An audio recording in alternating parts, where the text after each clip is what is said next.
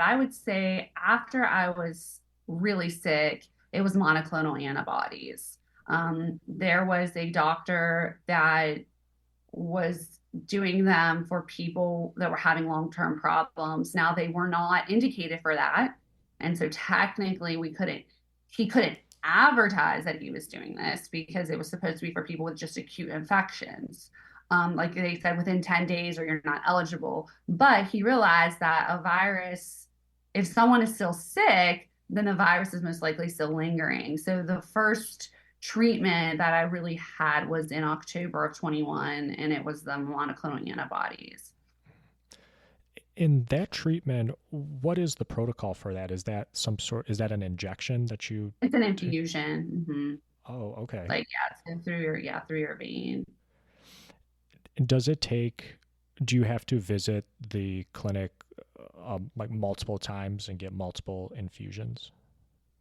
Well, that's the thing is no one knew, right? I mean, it was just like, let's see what sticks, right? So I went and I got an infusion and I did. I mean, I went from being, and I'm not like, I'm honestly not trying to be dramatic. I went from being like almost suicidal to, oh my God, I can function a little bit. I have some relief from this. Like I'm feeling like some relief from these symptoms and I'm feeling like little glimmers of hope.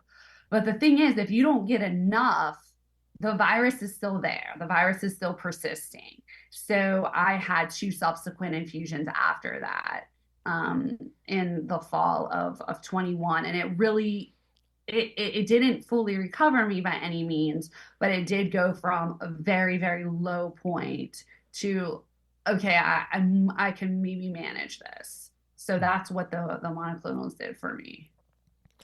And is this treatment of monoclonal antibodies, is this something that's covered by insurance?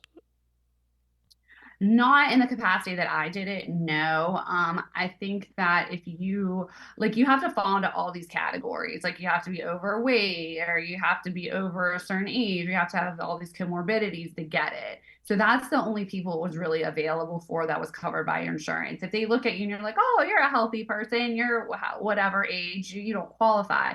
And you know what? I wasn't wasting time going down routes. Like, fortunately, like I'm not by no means a wealthy person, but like I have the funds to do, to do these things.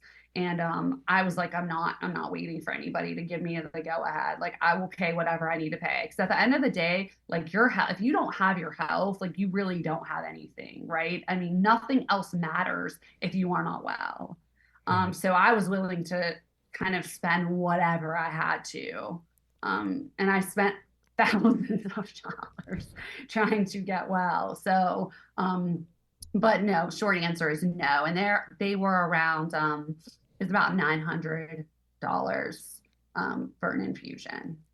Yeah. I was just about to ask you the like financial cost of it.